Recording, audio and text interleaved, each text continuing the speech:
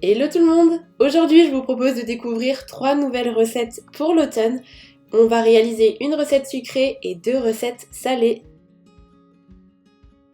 On commence par une polenta crémeuse accompagnée d'une poêlée de champignons. Donc les ingrédients dont on a besoin s'affichent à l'écran. Je vous laisse mettre pause si vous en avez besoin. Donc tout d'abord je commence par émincer un oignon que je fais revenir dans une sauteuse avec un petit peu d'huile d'olive. Ici, l'idée dans cette recette, c'est d'utiliser 2 variétés différentes de champignons. Donc j'ai opté pour des champignons bruns que je coupe de manière assez grossière pour quand même garder une certaine texture en bouche. Et j'ajoute des girolles. Ce sont 2 champignons que j'aime beaucoup. Je laisse mijoter le tout avec le couvercle pendant environ 15 minutes. En parallèle, on prépare la polenta. C'est très rapide, il suffit de mélanger l'eau et le lait. On porte le tout à ébullition et à ce moment-là, on peut disposer la polenta en pluie pour qu'elle s'intègre de manière assez homogène. Petit à petit, on mélange correctement et ensuite je verse le restant de polenta. Ça prend très très vite, c'est vraiment rapide à réaliser. Ensuite, j'ajoute 2 grosses cuillères à soupe de crème fraîche pour un petit peu plus de gourmandise. C'est une recette que j'ai réalisée pour 3 à 4 personnes, ça dépend si vous êtes des gros mangeurs. Je n'hésite pas à ajouter du sel, du poivre et ensuite je râpe un petit peu de parmesan que j'incorpore également à la polenta. Les champignons sont maintenant cuits, ils ont bien mijoté avec les oignons, donc j'assaisonne avec du sel et du poivre également et j'ajoute un petit peu de fond de veau pour épaissir un petit peu la sauce et j'aime beaucoup les saveurs que ça apporte. Je coupe également un petit peu de persil frisé que j'intègre directement aux champignons et ensuite je peux dresser, c'est tout simple, un petit peu de polenta dans l'assiette.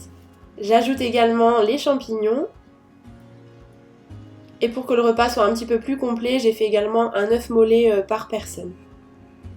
Et le plat est déjà prêt, il est vraiment simple à réaliser mais en même temps ses saveurs fonctionnent vraiment très bien entre elles. Je trouve que c'est une recette très réconfortante. On passe du côté sucré avec la réalisation de ce gâteau aux poires et aux noix de pécan qui est tellement savoureux, j'espère qu'il va vous plaire. Donc tout d'abord je commence par casser les 3 œufs dans un saladier que je mélange. J'incorpore ensuite le sucre, j'utilise du sucre de canne mais vous pouvez prendre le sucre de votre choix bien évidemment. Et je mélange énergiquement de manière à faire mousser un petit peu la préparation. Ensuite j'ajoute la poudre de noisette qui va apporter une saveur assez intéressante au gâteau et très automnale je trouve, avec notamment la cannelle. Donc là vous pouvez mettre 1 à 2 cuillères à café selon vos goûts. C'est maintenant le moment d'intégrer le beurre fondu donc que j'ai fait fondre au préalable au micro-ondes. Et puis la farine que j'intègre petit à petit à mon mélange. J'ajoute maintenant un sachet de levure chimique ou de poudre à lever pour faire bien monter le gâteau. Idéalement, vous pouvez plutôt l'intégrer avec la farine. Pour le côté fruité de cette recette, j'ai choisi des poires.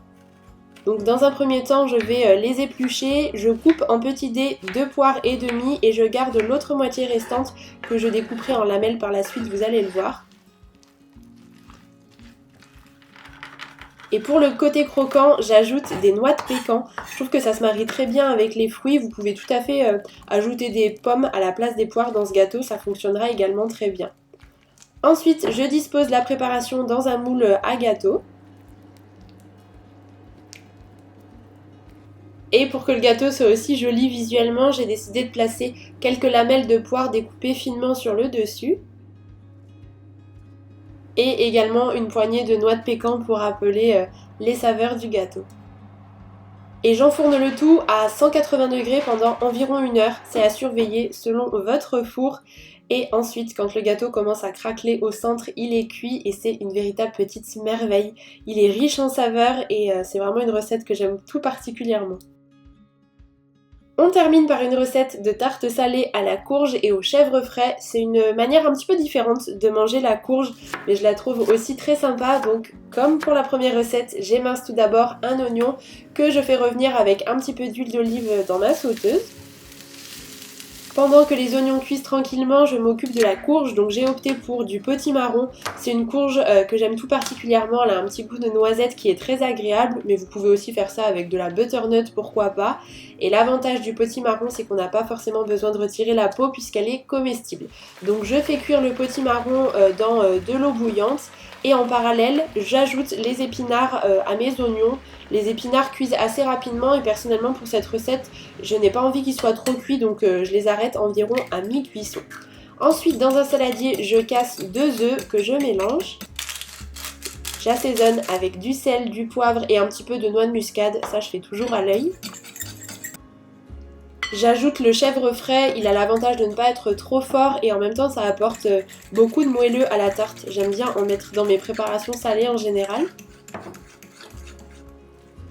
Une fois que mes épinards frais sont cuits, je peux les incorporer à ma préparation pour la tarte et je mélange le tout.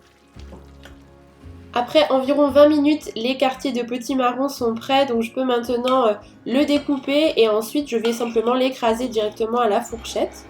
Vous pouvez aussi l'éplucher si la peau vous dérange, mais de toute façon, elle peut tout à fait se manger, c'est l'avantage du potimarron.